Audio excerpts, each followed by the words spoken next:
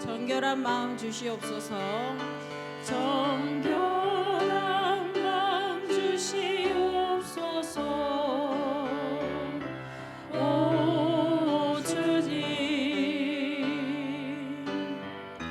정직한 영을 새롭게 하소서.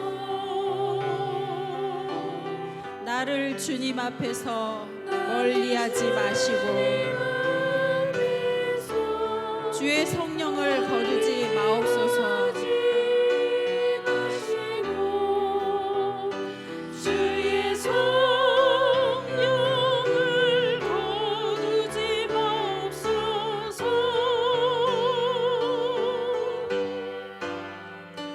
그 구원의 기쁨 다시 회복시키시고 변치 않는 마음 내 안에 주소서. 다시 한번 하겠습니다. 정결한 마음 주시옵소서. 오 주님, 정직한 영을 새롭게 하소서.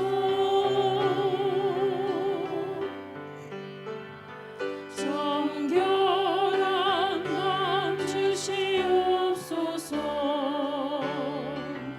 오 주님, 정직한 영을 새롭게 하소서.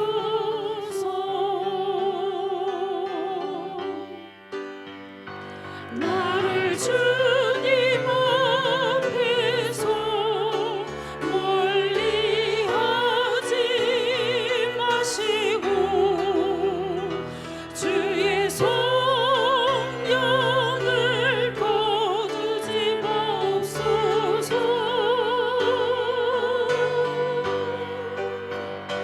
그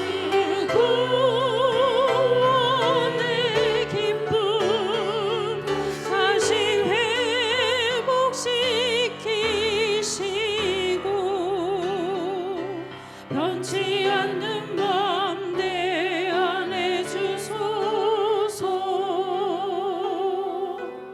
나를 주님 앞에서 나를 주님 앞에서 멀리하지 마시고 주의 성령을 거두지 마옵소서. 그 구원의 기쁨 다시 회복시키시고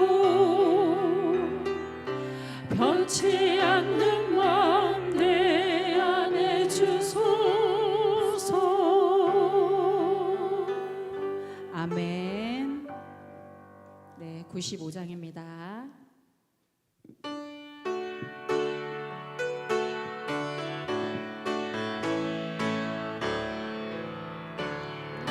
나의 기쁨 나의 소망 되시며 나의 생명이 되신 주 밤낮 불러서 찬송을 드려도 늘 하신 마음 뿐일세. 나의 사모하는 선한 목자는 어느 꽃다운 동산을 양의 무리와 늘 함께 가셔서 기쁨을 함께 하실까. 길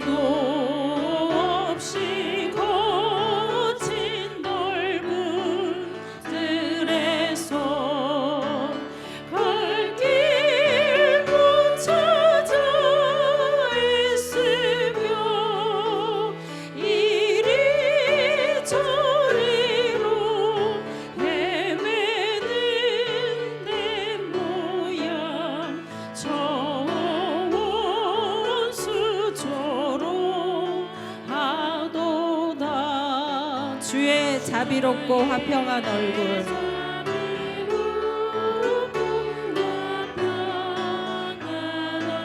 모든 천사도 반기며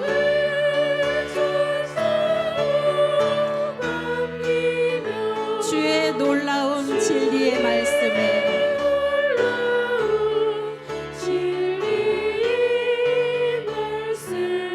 천지가 화답하도다.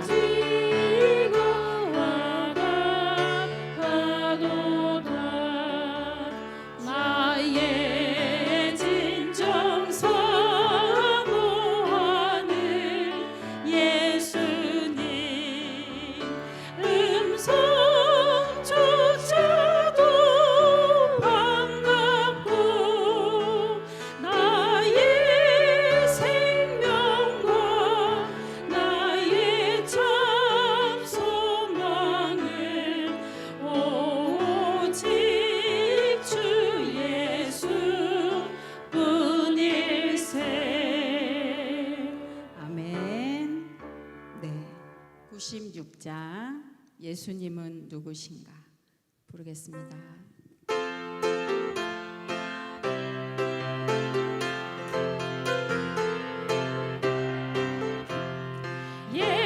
예수님은 누구신가 우는 자의 위로와 없는 자의 풍성이며 전한 자의 높임과 잡힌 자의 노임되고 우리 기쁨 되시네.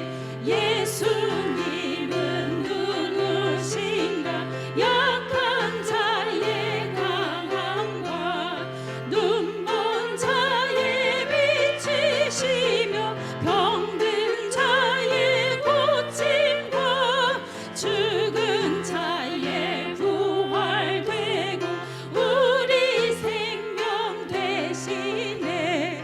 예수님은 누구신가 주한 자의 정함과 죽을 자의 생명이며 죄인들의 중보와 멸망 자의 구원되고 우리 평화 되시네. 예수님은 누구신가 온 교회의 머리와 온 세상의 구주시며 모든 왕의 왕이요 심판하실 주님 되고 우리 영광 되시네. 아멘. 네. 찬송가 429장입니다.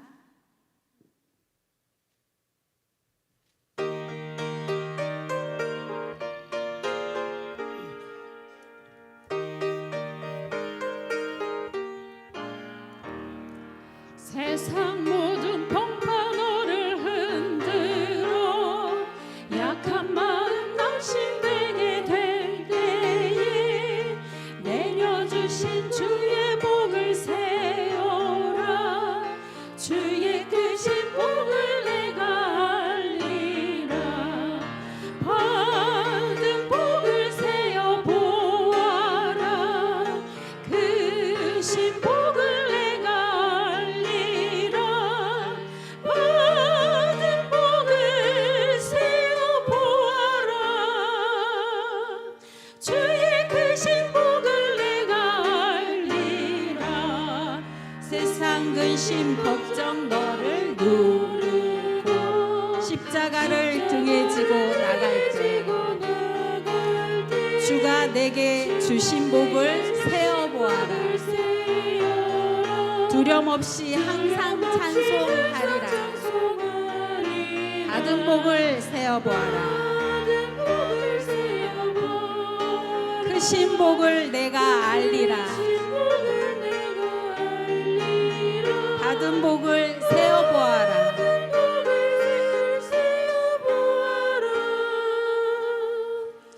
주의 크신 복을 내가 알리라.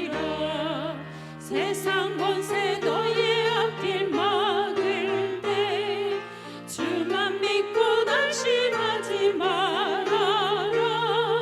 천사들이 너를 보호하리니 염려 없이 앞만 보고 나가라. 받은 복을 세어 보아라. 그 신복을 내가 알리라. 받은 복을 세어 보아라. 주의 그 신복을 내가 알리라. 아멘. 150장입니다.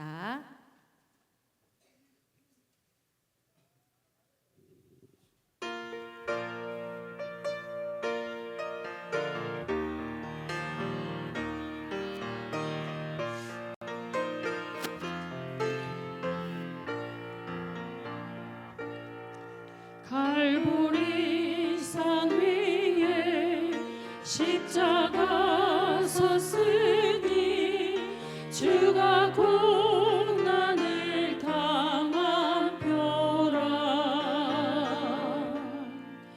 험한 십자가를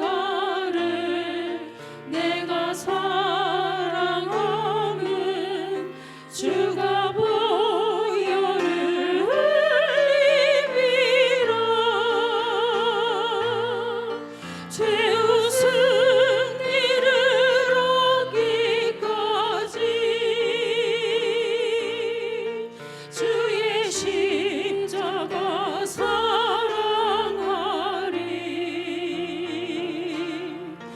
빛난 멸류관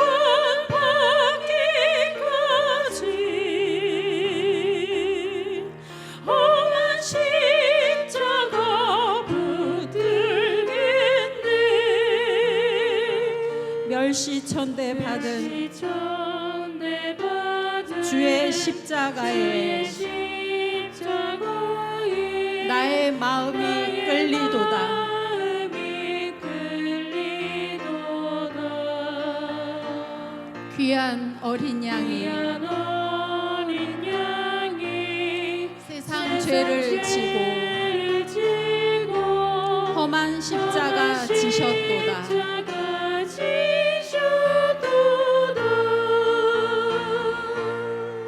죄우 승리를 얻기까지 주의 십자가 사랑하리.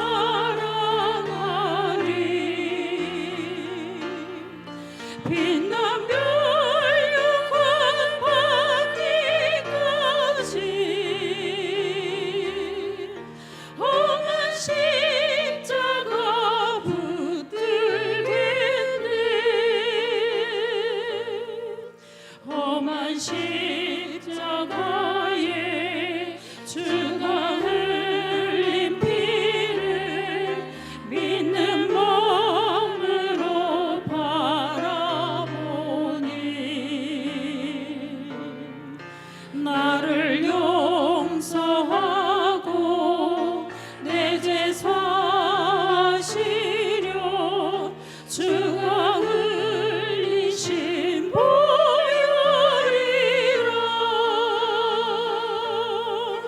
죄우 승리를 얻기까지 주의 십자가 사랑하리.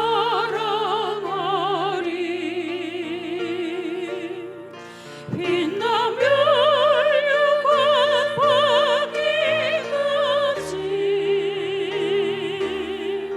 험한 십자가 붙들겠네. 주님 예비하신 나의 본향집에 나를 부르실 그날에는 영광 중에 계신 영광 중에 계신 우리 주와 함께 내가 죽도록 충성하리.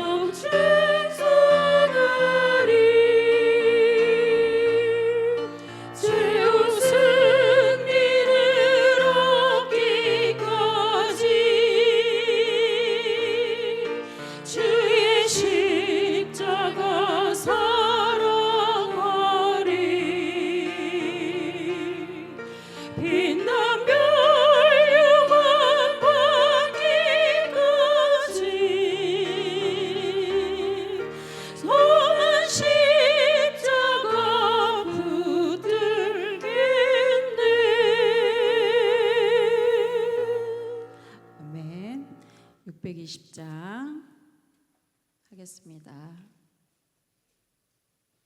후렴만 하겠습니다.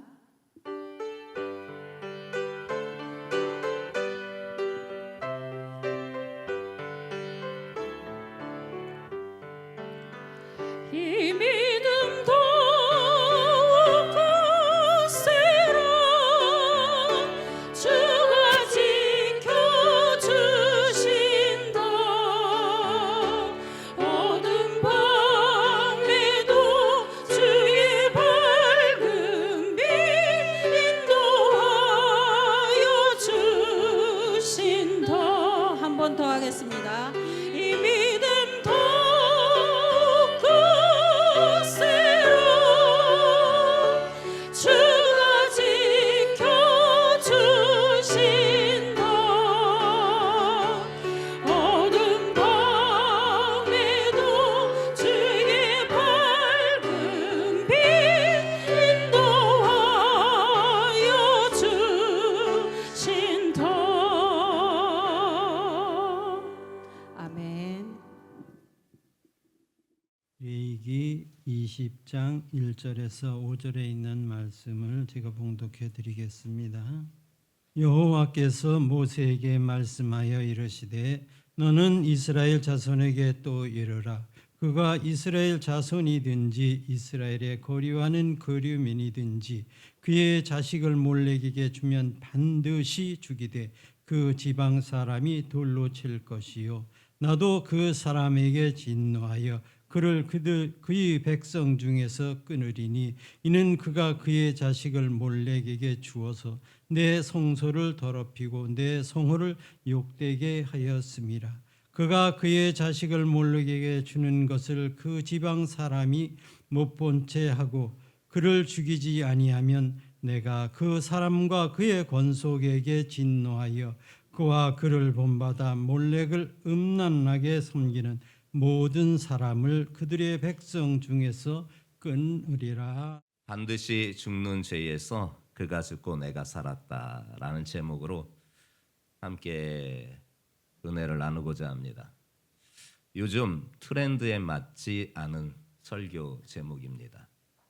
요새는 죄에 대하여서 이야기하지 않는 시대를 우리가 살고 있고 설교 강단에서도 죄라는 주제가 쓰여지지 않은 시기를 우리가 살고 있습니다. 그만큼 요즘 우리가 사는 시대는 죄라는 단어 자체가 점점 낯설어져 가고 있습니다. 예전에는 잘못이라고 여겼던 것이 이제는 개인의 선택이라는 이름으로 포장됩니다. 무엇이 옳고 무엇이 그른지조차 사람마다 기준이 달라졌습니다. 누군가는 이렇게 말합니다. 그 정도는 누군가 다 하지. 내 인생인데 내 마음대로 한다는데 니들이 무슨 말을 하는 거야? 하는 이야기들을 하는 시대입니다. 죄를 죄라고 말하는 것이 오히려 불편한 시대가 되었습니다. 누군가가 잘못을 지적하면 왜 그렇게 판단하시는데요? 왜 나에게 그렇게 얘기하시는데요? 각자의 가치관이 있는 거 아니에요? 각자의 삶의 방식이 있는 거 아니에요? 왜 그런 말로 나를 정죄하는데요? 도리어 봉변당할 때가 훨씬 많은 시대가 되었습니다. 마치 죄라는 기준 자체를 지워버리려고 하는 분위기 속에 있는 사회에 또한 신앙생활도 마찬가지 그런 세태 가운데 있는 듯합니다. 하지만 오래된 격언 중 하나가 양심이 침묵하면 사회가 병들기 시작한다라고 그렇게 들려주고 또 한 신학자이면서 철학자는 또 이렇게 말하기를 죄를 죄라고 부르지 않는 순간 인간은 더 이상 스스로 고칠 수가 없다라고 하면서 경고하고 있는 그들의 격언을 우리가 귀담아 들어야 될 이유 또한 있는 것 같습니다. 문제는 죄라는 단어를 지어버린다고 해서 죄 자체가 사라지는 것은 아니라는 것입니다. 질병의 이름을 부르지 않는다고 해서 내 몸 안에 있는 질병이 사라지지 않는 것처럼 죄를 인정하지 않는다고 해서 죄의 결과가 없어지는 것은 결코 아니라는 것입니다. 오히려 성경은 우리에게 더 분명하게 말하고 있습니다. 죄는 단순한 실수나 개인의 취향 문제가 아니라 하나님과의 관계를 무너뜨리는 심각한 문제라고. 그리고 어떤 죄는 반드시 대가를 치러야 하는, 반드시 죽여야 할 죄라는 것입니다. 오늘 본문이 바로 반드시 죽여야 될 죄에 대하여서 몇 가지를 이야기하는 가운데 있으나 우리는 그 첫 번째만 오늘 본문의 말씀으로 보려고 합니다. 오늘 이 말씀을 통해서 인간의 죄를 어떻게 하나님께서는 바라보시고 하나님은 그 죄를 어떻게 다루시는지 함께 말씀 속으로 들어가면서 은혜 나누고자 합니다. 첫 번째, 하나님은 왜 어떤 죄는 반드시 죽여야 한다 이렇게 하셨는가에 대한 말씀을 우리가 살펴보려고 합니다. 1절부터 3절 말씀을 함께 합독해 보겠습니다.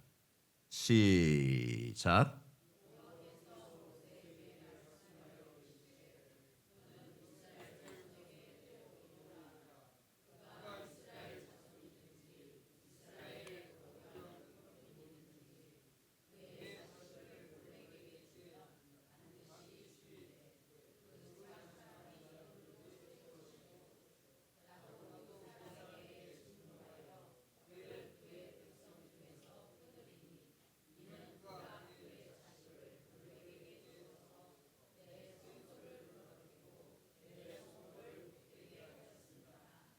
하나님은 모세를 통해서 이스라엘 백성들에게 매우 엄중한 경고의 말씀을 하신 겁니다.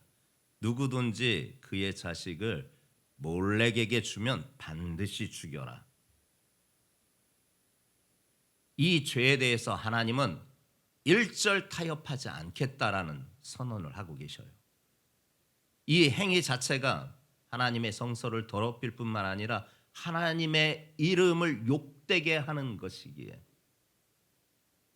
하나님은 이 죄에 대해서는 결코 타협하지 않고 반드시 죽여라. 그렇게 말씀하고 있는 거예요. 벌을 줄 수 있는 죄가 있는가 하면 이처럼 무섭게 반드시 죽여야 한다라는 하나님의 명령이 있는 죄가 있다라는 거예요. 왜 하나님은 이렇게까지 강하게 말씀하셨을까요? 이 말씀을 이해하기 위해서는 시대적 배경을 우리가 좀 이해해야 합니다. 이스라엘 백성들이 곧 있으면 살게 될 가나안 지역에는 다양한 우상 숭배가 있었습니다. 그 다양한 우상 숭배 가운데에서도 암몬 족속, 멀게는 아브라함 계통의 같은 이스라엘의 혈통 족속임에도 불구하고 그들은 여호와 하나님에 대한 신앙이 아니라 이 몰렉 우상을 숭배했습니다. 암몬 족속들은요, 자신들의 소원을 이루기 위하여서 이 몰렉 신전에 가서 몰렉 신에게 자기 자녀를 바쳐 희생시켜서 자기가 원하는 것을 성취하는, 그것이 성공이 되었든지 번영이 되었든지 이것이 당연한 종교 행위로 여겨져서 그 일을 스스럼 없이 행했었습니다. 그러나 하나님 보시기에 이것은 단순한 종교 문제가 아니었습니다.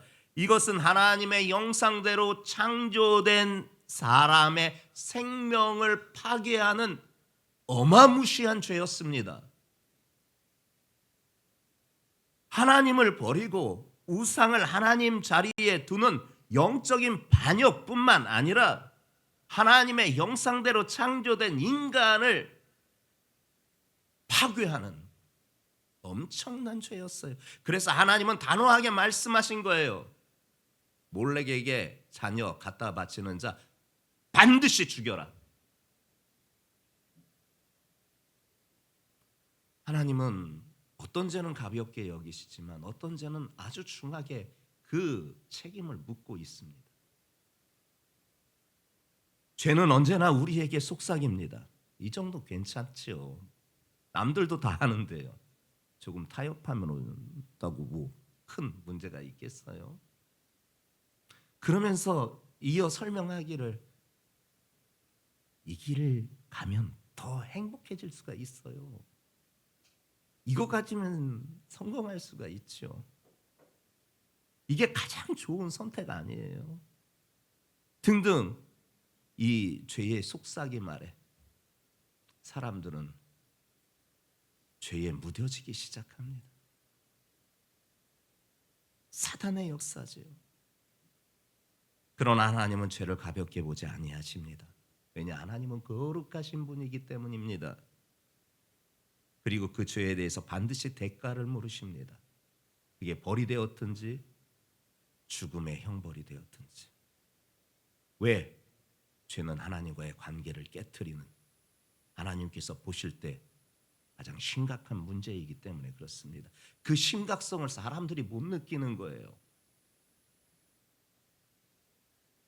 결국 죄는 우리의 삶에 가장 소중한 것을 무너뜨립니다. 이 몰렉 형상을 통해서 드러난 인간의 죄성을 우리가 살펴볼 수가 있습니다. 조금 더 자세하게 이 몰렉 형상을 통해서 말씀을 더 나아가려고 합니다. 사진이 준비되었으면 띄워주시기 바랍니다. 성경은 자세한 모양은 설명하지 않는데 고고학적 기록과 역사적 자료를 보면은 이렇게 생겼습니다. 그리고 이 고고학자들이나 역사학자들이 평가하기를 인류 역사상 가장 잔혹하고 끔찍한 숭배가 바로 이 몰렉 숭배였다. 그렇게 평가합니다. 왠 줄 아십니까? 이 몰렉 신전의 신 밑에 바닥에 보니까 고고학자들이 발굴해 보니까 셀 수 없는 수많은 어린아이들의 유골이 발굴이 된 겁니다. 이 몰렉 신상은요, 큰 청동이나 놋이 주 재료가 되어서 속을 비게 만들었어요. 얼굴은 보는 것처럼 뿔 달린 황소 모양을 하고 있고, 몸은요 사람의 모양으로 하고 있고요. 항상 팔은 두 손을 이렇게 앞으로는 내미는 모양으로 반인 반수의 신의 모양을 가지고 있었습니다. 그리고 사람들은 보다시피 그 아래에다가 불을 피워서 신상의 안을 뜨겁게 용광로처럼 데웠습니다. 청동으로 만들든지 노쇠로 만들든지 그 안에 비게 만들어서 뜨겁게 데우니까 이 신상 몸 전체가 불덩어리인 거예요. 그런데 이 암몬 사람들이요, 세상에 그렇게 빨갛게 달아올라 있는 그 신상, 몰렉 신상에 자기 아이를 팔 벌려 있는 그 위에다가 아이를 눕는 거예요. 하면서 아이가 비명을 지르면서 다 죽습니다. 근데 신전의 사제들과 그 부모들은 몰렉신이 받았다, 몰렉신이 받았다, 몰렉신이 받았다 환호성을 질러요.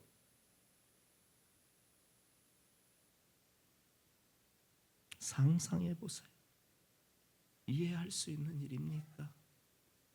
끔찍해서 이 사진 이제 그만 보려고 합니다.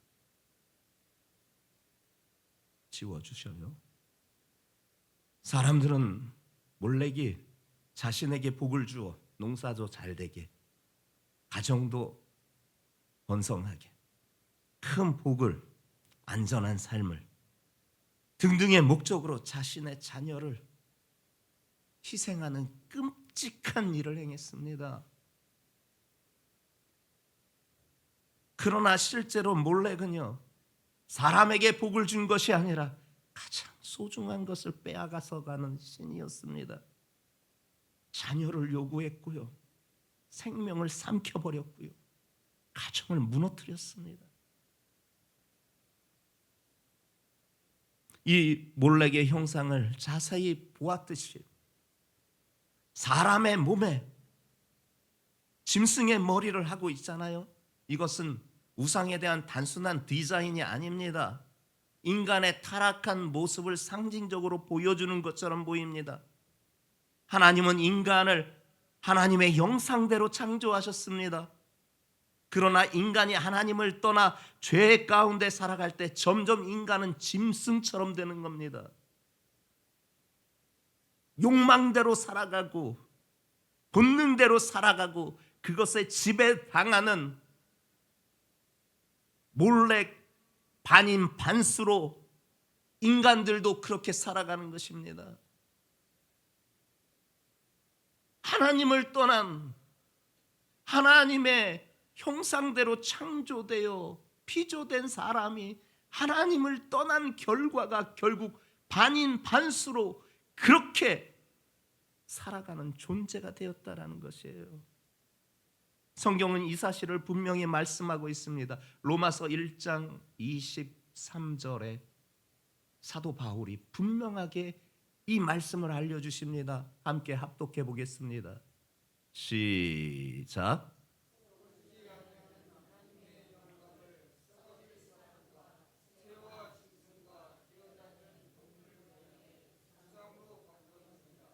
그래요. 인간이 하나님을 떠나면 자유로울 것 같지요. 오히려 더 낮은 존재를 섬기게 되는 것입니다. 하나님을 떠난 인간은요, 결국 우상을 만들게 되어 있는 거예요. 이런 우상이 되었든지 사람이 되었든지 간에 하나님보다 더 낮은 존재를 섬기게 되어 있는 거예요. 하나님을 떠나게 되면 그 우상에게 자신의 삶을 내어주게 되는 겁니다. 몰렉이 바로 그런 우상이었던 것입니다. 여기서 인간의 죄성의 그 한 부분을 우리가 발견하게 되는 겁니다. 목사님, 질문이 있는데요. 이 몰렉의 이야기가 우리와 무슨 상관이 있어요? 우리가 자녀를 불태워 바치는 그런 미친 짓을 하지 않아요. 정말 몰렉이 우리와 무슨 상관이 있기에 이런 말씀을 하실까요? 그러나 우리의 마음속 깊은 곳에 하나님보다 더 사랑하고 하나님보다 더 의지하는 것, 하나님 자리에 다른 무언가를 올려놓은 것, 그것이 바로 현대판 몰렉입니다. 어떤 사람에겐 돈이 몰렉이 될 것입니다. 돈을 위해서라면 양심 따윈 필요치 않고 다른 사람에게 상처를 주고 다른 사람을 해코지해도 상관이 없습니다. 심지어 가정마저도 희생시켜서라도 돈만 취할 수 있다면 그렇게 살아갑니다. 현대판 몰렉 우상을 섬기고 있는 자들입니다. 어떤 사람은 성공이 몰렉이 됩니다. 성공을 위해 사람은 신앙은 뒷전으로 하고 하나님보다 먼저 자기의 일을 우선하는 것입니다. 어떤 사람은 사람들의 인정과 명예가 몰렉이 됩니다. 사람들의 인정을 받기 위해서, 내 지위가 높아지는 명예를 얻기 위해서 자기의 영혼까지도 갈아넣습니다. 이 시대는 이 몰렉 우상이 더 교묘해집니다. 우상이 우상처럼 보이지 않습니다. 성공하려면 어쩔 수 없잖아요. 내게 그게 필요한데 어쩔 수 없잖아요. 그런 선택이 합리적이잖아요. 그래서 우리는 그것이 하나님보다 앞서 있다는 사실조차 깨닫지 못할 때가 많습니다. 그래서 레위기는 우리에게 매우 중요한 질문을 던지고 있습니다. 네 삶에서 하나님보다 더 중요한 것은 무엇인가? 네 삶에서 네 마음을 빼앗는 것은 과연 무엇인가? 어쩌면 그 자리가 우리의 몰래길지도 모릅니다. 성도들이여, 우상은 결국 사람을 살리지 못합니다. 우상은 우리의 삶을 무너뜨립니다. 하나님만이 우리의 생명 되십니다. 마지막 반드시 죽어야 할 죄를 대신 짊어지신, 그래서 예수 그리스도가 우리에게 있으신 것입니다. 4절과 5절 말씀을 통해서 확인해 보겠습니다. 시작.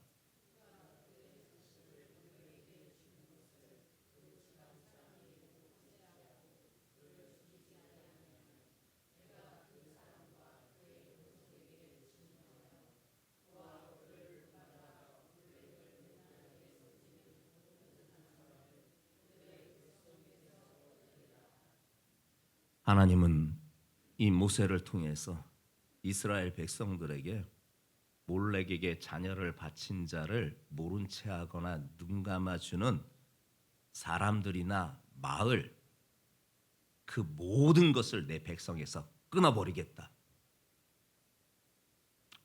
개인의 문제를 넘어서 공동체의 문제로 하나님께서는 치부하시겠다라고, 그만큼 심각한 죄라고 그렇게 말씀하고 있는 것이에요. 이렇게 하나님은 죄를 그냥 넘기시지 않았습니다. 반드시 그 죄의 대가를 지불하게 하십니다. 그 죄의 결과가 뭡니까? 죽음, 사망입니다. 로마서 6장 23절이 분명히 그 말씀을 해주고 있지 않습니까? 근데 문제는 뭐냐? 로마서 3장 23절입니다. 문제는 모든 사람이 다 죄를 범하였다라는 것입니다. 그래서 하나님의 영광에 이르지 못하게 되었다라는데 우리의 현주소가 있다라는 것입니다. 이것이 우리의 현실이라는 것입니다. 죄의 문제는 단순히 몇몇 사람의 문제가 아니라 모든 사람의 문제라는 거예요. 그렇다면 여기서 우리가 한 질문을 다시 던지게 되고 그 질문 앞에 서게 됩니다. 만일 죄의 삭시 사망이라면, 그리고 모든 사람이 죄를 범하였다고 한다면 인간에게 과연 소망이 있습니까? 과연 반드시 죽어야 할 죄를 가진 인간에게 과연 소망이 있습니까? 이 질문이 우리를 복음으로 인도합니다. 사실 구약 성경 전체를 자세히 보면 하나님은 이미 한 가지 길을 준비하셨습니다. 그것이 바로 대속의 길입니다. 레위기는요, 제사 제도가 가득 담겨져 있는 성경입니다. 죄를 지은 사람이 하나님 앞에 나아갈 때 양이나 염소 같은 제물을 가지고 와서 제물 위에 자신의 손을 얹고 그리고 나서 그 제물을 죽여 제물을 드리게 하였습니다. 이것은 내 죄를 이 짐승에게 전가한다라는 의미로 담겨 주었습니다. 이 장면은 매우 중요한 메시지를 하나님께서 그 안에 담아두셨습니다. 죄의 대가는 분명 죽음이지만 하나님은 죄값을 지불할 제물을 허락하셨다라는 것입니다. 그러나 구약의 제사는 한계가 있었습니다. 히브리서 10장 4절이 분명하게 그 말씀을 우리에게 해주고 있습니다. 이는 황소와 염소의 피가 능히 죄를 없이 하지 못함이라. 짐승의 제사, 그것은 완전한 해결이 아니었다라는 것입니다. 그러면 어찌합니까? 어찌하면 이 완전한 해결을 받을 수가 있습니까? 참된 제물이 필요하다라는 것입니다. 그 참된 제물을 알려주시기 위하여서 구약의 제사 제도를 통해서 하나님께서 그 안에 그 메시지를 담아놨던 겁니다. 그 참된 제사가, 그 참된 제물이 바로 예수님이십니다. 요한복음 1장 29절에 세례 요한이 예수님을 보고 이렇게 제자들에게 선언합니다. 보라, 세상 죄를 지고 가는 하나님의 어린 양이로다. 이 말은요, 구약의 제도를 아는 사람에게는 엄청난 선언이었습니다.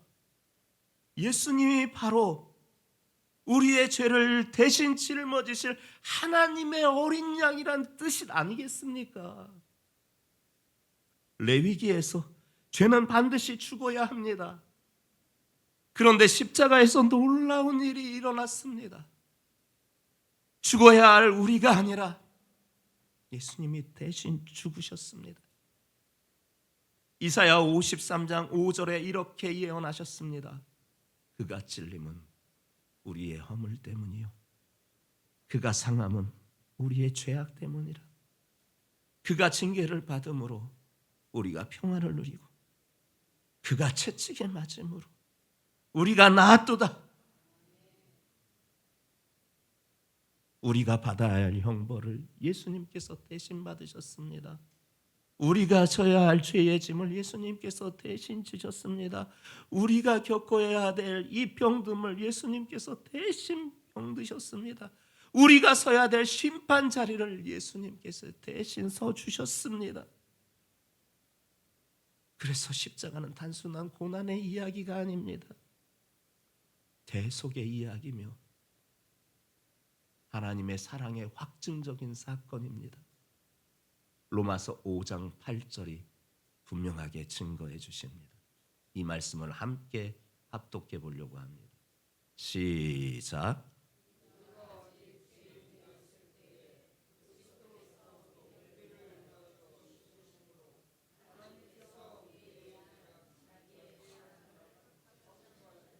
아멘. 이것이 복음입니다. 몰렉은 사람들에게 자녀를 바치라고 요구한 신이었습니다. 사람들에게 희생을 요구하고 생명을 빼앗는 신이었습니다. 복을 준다라는 이유로요. 그러나 여호와 하나님은 전혀 다르셨습니다. 그 하나님은 우리에게 자녀를 요구하지 아니하셨습니다. 오히려 자기의 자녀를 우리에게 내어주셨습니다. 요한복음 3장 16절, 하나님이 세상을 이처럼 사랑하사 독생자를 주셨으니. 몰렉은 인간의 자녀를 태워 죽이는 신이었습니다. 그러나 하나님은 죄인을 살리기 위해 자신의 아들을 십자가에 내어주신 하나님이셨습니다. 이것이 우상과 하나님 사이의 결정적인 차이인 것입니다. 사랑하는 여러분들이, 이것이 바로 우리가 살게 된 이유입니다. 우리는 스스로의 노력으로 구원받은 사람이 아닙니다. 우리가 완벽해서 하나님께서 받아들여 주신 사람들이 아닙니다. 하나님께서 우리를 포기하지 않으셨어. 우리 대신 자신의 아들을 십자가에 내어주셔서 살아난 사람들입니다. 그래서 우리 그리스도인들의 삶은 달라질 수밖에 없습니다. 예수님이 나를 대신해 죽으셨다라는 사실을 아는 사람은요, 더 이상 죄를 가볍게 여길 수가 없습니다. 또한 절망 속에 머물러 있을 수가 없습니다. 왠 줄 아십니까? 우리의 죄보다 더 큰 십자가의 은혜가 있기 때문입니다. 성도들이요, 반드시 죽어야 할 죄를 가진 우리가 살아날 수 있는 길은 단 하나뿐입니다. 우리의 죄를 대신 짊어지신 예수 그리스도를 믿는 것뿐입니다. 주 예수를 믿으라. 그리하면 너와 내 집이 구원을 얻으리라. 그분 안에서 우리는 더 이상 죽음이 아니라 생명의 길을 걷게 된 줄 믿습니다. 예수 굳건히 붙잡고 예수님만 믿고 예수님만 섬기며 나아가는 우리 성도들 모두가 되시기를 주 예수 그리스도의 이름으로 축복합니다.